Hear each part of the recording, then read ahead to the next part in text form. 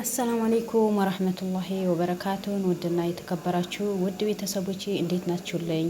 እኔ ያለሁኝ አልሐምዱሊላህ። ክርስቲያን ወገኖቼ ሰላም ብያለሁ። ለቤት አዲስ ከሆናችሁ ላይክ፣ ሰብስክራይብ ያደረጋችሁ አበረታቶኝ። ውድ ቤተሰቦቼ ዛሬ በአዲስ ነገር መጥቻለሁ። ጉድ ማይሰማ ነገር የለም።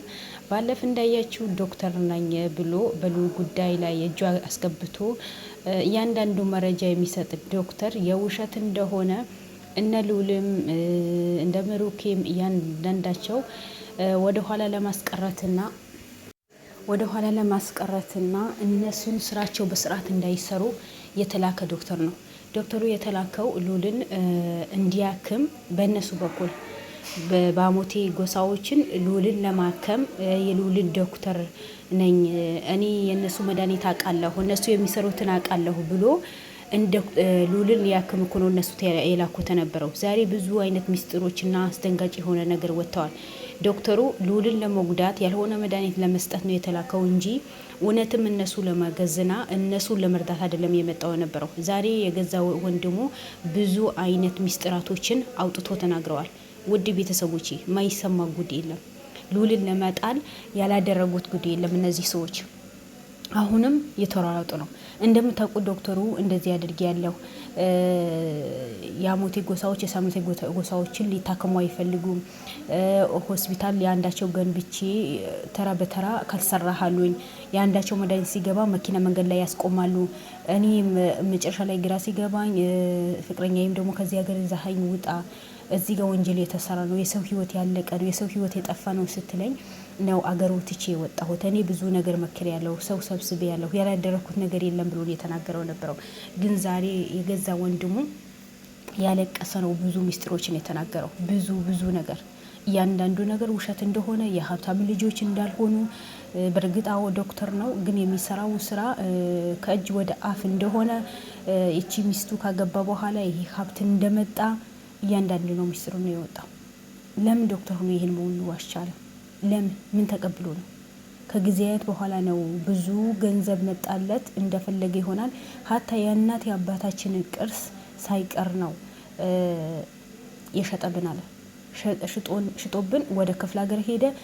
በመጨረሻ ደውዬ አፈላልጌ ሲሄድ ጊዜ እዛ እሱ ምንድነው የተባለው የአሞቴ ጎሳዎችን ያገለግላል። እነሱ ብቻ ነው የሚያክመው። የሳምራቴ ጎሳዎችን ሲመጡ አያክማቸውም። ዞር አድርጎም አያያቸውም። ግን በመጨረሻም መንፈስ ነው፣ አንተ ልታገኘው አትችልም። የምን ወንድም ነው? ወንድም የለውም። እሱ ለኛ ዘር ነው። እሱ የአሞቴ ጎሳ ነው። ወንድም የሚባል ነገር የለውም ብለው 15 ቀን በሙሉ እዛ ቁጭ ቤት ስከራተት ምን ያወቀ ዝም አለኝ አለ። እና ይሄ ዶክተር ነው እንዴ? ይሄ ዶክተር ነው። ተልኮ ስላለው እኮ ነው። ተልኮ ስላለው ወደዚህ የመጣው። ያው እነሱም ወደ ሉል አላስጠጉትም እንጂ ምክንያቱም ብዙ አይነት ኢንፎርሜሽን የደረሳቸው ነበር። ብዙ አይነት ወደ ሉል ቢያስጠጉት ኖሮ ይሄ ዶክተር የሉልን የሆነ ነገር ሰጥቶ የሆነ መድኃኒት ሰጥቶ ወይ የሆነ መርፌ ወግቶት ለማስቀረት ነው ሆነ ብሎ የተላከው ነበረው። ማን እንደ የላከው? የአሞቴ ጎሳዎችን። ምክንያቱም ሉል የአሞቴ ጎሳ አይደለም። ለምንድነው በዚህ ልክ ሉልን ጠምደው የያዙት?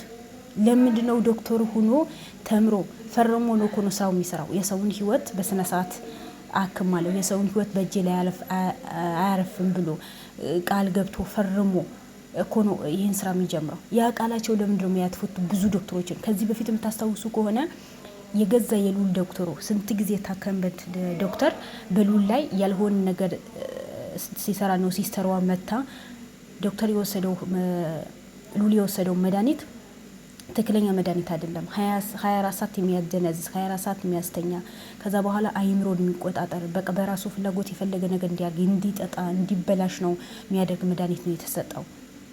በሳምንት አንድ የሚወሰድ መድኃኒት ሉል በየሰዓቱ ውሰድ ነው ብሎ ነው ዶክተር ያዘዘው ነበረው። ስለዚህ አሁንም ይሄ ዶክተር ተልኮ ነው ያለው። ለምን ውሸቱ ዋሸ? ፍቅረኛ የተባለችዋ እዚህ አዲስ አበባ ነው ያገኛት ነው የተባለው። እሱ ግን ምን አለ? ከክፍለ ሀገር አግብቻት የሳምራቴ ጎሳ ናት አግብቻት ነው የመጣሁት። እንደውም እኔ ይሄን ጎሳ ምናምን የሚባለው ነገር አልፈልግም፣ እባክህ ከዚህ ጋር አውጣኝ ብላኝ ነው እኔ ይዣት የመጣሁ ሚስቴ ብሎ ነው የተናገረው። ግን ዛሬ ጉድ ወጥተዋል። ማይሰማ ጉድ የለም። ውድ ቤተሰቦቼ በሉል ጉዳይ ላይ ማይሰማ ነገር የለም። በጣም አስደንጋጭ የሆኑ ነገራቶች ነው የሚሰማው። ለምን በዚህ ልክ ሉል ለመጉዳት የሞከሩት? ምን አደረገ? ምን አድርግ ነው የሚሉት? እሺ ሌሎቹ ያድርጉ፣ ግን የተማረውን እንዴት ሉል ሊጎዳ ሊመጣ ይችላል? ሚስቱ ከክፍለ ሀገር አዲስ አበባ ላይ ተዋውቃት፣ እሷ ከተዋወቃት በኋላ ነው ቤቱ ሀብታም የሆነው ብር የሚመጣለት እንደፈለገ የሚኖረው ብሎ ወንድሙ ተናገረ። ወንድሙ እህቱ አውጥቶ የጣለ ዶክተር ነው። ወንድሙ እህቱ ጎዳና ላይ የሚኖሩ ዶክተር ነው።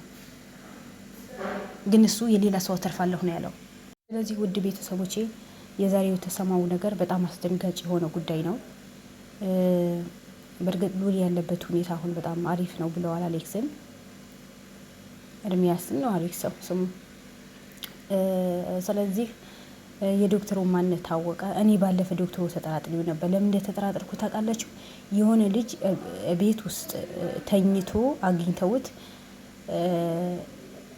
እሱን ያ ቤት ውስጥ በጣም ተጎድቶ የተኛ ልጅ የምታሰቃየኝ ሴትዮዋ ቤቷ አውቀዋለሁ፣ መድኃኒት የምትሰጠን ወንዝ ዳርቻ የምትወስደን ሴትዮዋ ቤቷ አውቀዋለሁ፣ እጠቁማቸዋለሁ ብሎ በተናገረ ሰዓት ይዘውት ሄዶ ነበር የሉል ክርሞችን ቤቷ ድረስ። ይሄ ጊዜ ዶክተሩ ይሄ የኔ ቤት ነው፣ በምንም ተአምር የኔ ሚስት እንዲህ ነገር አታረግም ብሎ የተከራከረው ነበረው። በመጨረሻ ግን ሚስቱ ማምና ነበር። ደረጃ አስፈራርቶኝ ነው፣ ደረጃ እንደዚህ ብሎኝ ነው፣ ደረጃ በየቀን ይመጣል ይደበድበኛል፣ ራሱ እንኳን መቀመጥ አልቻልኩም፣ እሱ እንደዚህ ስለሚለኝ ነው ምናምን ብላ ተናግራ ነበር። ሆነ ብሎ ተመካክረው የሚያደርጉት ነገር ነው። እያንዳንዱ ነገር ዶክተሩ ከነ ሚስቱ ተወያይቶ በዛ ሰዓት ነው የተጠራጠርኩት የነበረው። ምክንያቱም ሚስቱ ይሄን ያህል አመት እሱ ሳትነግረው እሱ ሳያውቅ ምንም ነገር አሰራም። ለምን አቶ ደረጀ የሚባለው የባህል መድኃኒት ቀማሚውና ዶክተሩ ጓደኛሞች ናቸው። ክፍለ ሀገር ላይ አብረው ነው የሚሰሩት። ደረጀ የሚባለው የአሞቴ ዘር ነው። ግን የሳምሬት ጎሳዎችን እየቀለበት ለምን ይጠቀሙታል? ምንድነው የሚያደርጋቸው? የዛ ልጆች ነው እንዳለ ይዞ ስቃያቸው ውስጥ የሚከታቸው። ስለዚህ ያ ስለሆነ እሱ ከሱ ጋር ጓደኝነት ፈጥሮ ዶክተሩ እሱ ጋር ሊታከሙ ሲመጡ ጊዜ ያልሆነ መድኃኒት እንዲሰጣቸው ያልሆነ ነገር እንዲያደርግ ተወያይቶ ነው ያደረጉት። ግን እሱ አውቆ እኔ ህዝብን ለመርዳት ነው የመጣሁት፣ እኔ ህዝብን እንደዚህ ነገር አደርጋለሁ ብለዋል እንጂ ከውሸት የራቀ እውነት ነው። ያኔ ከእውነት የራቀ ውሸት ነው። ይቅርታ ዛሬ ወንድም ብለዋል እኮ የትኛው እውነት የትኛው ነገር የተናገራቸው ነገራቶች በሙሉ እንዳለ ውሸት ናቸው። ውሸት ነው ያወራው። ለምን እንደዚህ ነገር ያወራል? ውሸቱ ቆሮ ነው የሰጣ። እኔ የትኛው እውነት ነው ብዬ ልንገራ?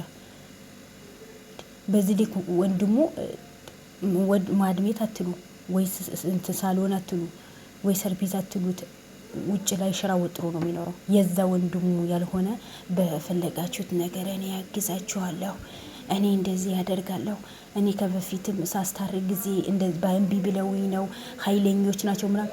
እሱ ተልኮ ስላለው ነው። ሉልን ለማጥፋት ሆነ ብሎ ተልኮ የመጣ ልጅ ነው። ምክንያቱም ዶክተር ስለሆነ አምኖ የሚያስጠጉት ወደ ሉል የሚያስጠጉት ሉል ታመመ ስለተባለ ያልሆነ መርፌ እንዲወጋው ተልኮ የመጣ ዶክተር ነው። እመኑኝ በ100%። ግን እነሱ ጀግኖች ስለሆኑ ስላላመኑ ስለተጠራጠሩ ብዙ ኮሜንታተር ደግሞ ዶክተር አትመነው ተልኮ ሊኖረው ይችላል ብለውት ነበር። ለምን ከደረጃ ጋር ጓደኛሞች ናቸው ከተባለ በኋላ እኔም ተጠራጥሬው ነበር። ይኸው ጥርጥራችን ደረሰ። በጣም አስደንጋጭ የሆነ ጉዳይ እኮ ነው የተሰማው ዛሬ። ግን አሁንም ዶክተሩ ባለበት በቁጥጥር ስር እንዲውል ነው የተደረገው። ምክንያቱም ብዙ አስደንጋጭ የሆኑ መረጃዎችን የወጡ ነው። እሱ የተናገረው በሙሉ ያንዳንዱ ነገር ውሸት መሆኑን የታወቀው እንዳለ ውሸት ናቸው። አንድ ነገር እውነት የተናገረ ነገር የለም። ቤተሰብ የለኝም፣ ቤተሰቦቼ እንትን ብለዋል፣ አባቴ ሀብታም ነበር፣ የሀብታም ልጅ ነኝ ብሎ ነው የተናገረው ነበረው። ግን ልጁ ዛሬ ወንድሙ ምን አለ? አባቴ ምንም አይነት ሀብት አልነበረውም። እንደውም አባቴ የቀን ስራ ሰርቶ ነው እኔ ትምህርቴን አቋርጬ እኔም የቀን ስራ ሰርቼ አባቴን አግዤ እሱን ተምሮ እንዲመረቅ አድርገናል አለ። ከዛ በኋላ አባቴ በጭንቀት በህመም እሱን በየቀን ብር ያስገባለታል፣ ያልሆነ ነገር ይሰራል፣ ምን ከሴቶች ጋር ይወጣል ምናምን። በዛ ጭንቀት አባቴ በጣም ታሞ ሐኪም ቤት ገብቶ ሕክምና ብዙም አላገኘም ነበር። አባታችን ሞተ። የምን ሀብት ነው? ሀብት ከየት መጣልን? ሀብት ቢኖረን ኖሮ ሀብታም ብንሆን የሆነ ዛሬ የሆነ ቅርስ ይኖረን ነበር። ያለንም ቅርስም እንሽጠው ይሄ እኔም ላገባ ነው፣ እናንተም ልታገቡ ነው። ስለዚህ ማን ሊቀመጥባታል? የሶስታችንም ድርሻ ነው። ያ ስለሆነ ቤቱ ይሸጥና ብሩ እንከፋፍል። እኔ አልፈልግም በሀብት ስላለኝ፣ ግን እናንተ ሁለታችሁ ተከፋፍላችሁ ስራ ጀምሩበት ብሎን ቤቱ ከተሸጠ በኋላ ብሩ ብድር ስጡን። ብሩ ከተቀበለን በኋላ ብሩ ይዞ ክፍለ ሀገር ሄደ። ከዛ ስንደውልለት ምን ስንለው አይሰማንም፣ ስልክ አያነሳም። ብዙ ጉድ አድርጎናል። በመጨረሻ ስንፈልገውም አልፈልጋቸውም ብሎ ነው የካደና ያለው።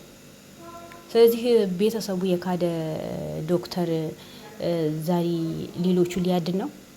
እኔ ደርስላቸዋለሁ የሚያስፈልጋቸው ነገር። በተለይ ያ በሚስቱ ላይ ሂዶ እሷ ናት እንደዚህ ያደረገችኝ፣ እሷ ናት እንደዚህ ያደረገችኝ፣ የባህል መድኃኒት ልሰጠኝ እሷ ነበረች፣ እምቢ ካልን ቀጠቅጠን የምታስገርፈን እሷ ነበረች ብሎ የተናገረው ልጅ የሚያስፈልግህ ነገር በሙሉ እኔ አደርግልሃለሁ፣ እኔ ከጎንህ አለሁ፣ እኔ ዶክተር ነኝ ብሎ የተናገረው ነበረው። ዶክተርና እንኳን ለወንድሞቹም አልበቃም። የወንድሙም ምበላው ነገር ምጥጣው ነገር አጥቻለሁ። 3 ልጆች አሉ ሲባል ጊዜ አላመነም። የኔ ወንድም አይሆንም እንደ 3 ልጆች የሚኖረው እንዴት አላቅም። እኔ ፈልጌ ነው ያጣሁት። መጀመሪያ ቤተሰቡ ፈልጎ አያገኝም። መጀመሪያ ቤተሰቡን አያስደስትም። እውነተኛ ዶክተር ከሆነ ለምንድን ነው በዚህ ልክን ቤተሰቡ የጎዳ ወንድሞችን የጎዳ ወንድሞች ያልሆነ ቦታ የጣለ ልጅ ዛሬ እናንተ እረዳለሁ፣ እናንተ ያግዛለሁ፣ በሁሉም ነገር ከጎናችሁ ነኝ ብሎ የተነሳው ምን ቤት ነው እሱ? ስለዚህ ተልኮ ነው ያለው ማለት ነው። ግን አሁን ሳይበዛም ሳይመርም በማንም ላይ ምንም አይነት አደጋ ሳያደርስ ተደርሶበታል። ሉልም አጠገብ አልደረሰም። ሉል አጠገብ ቢደርስ ኖሮ እርግጠኛ ነኝ ሉል የሆነ ነገር ለማድረግ ይነሳ ነበር። ስለዚህ እንደዛ ነው የምላችሁ። ላይክ ሼር ሰብስክራይብ አድርጉ።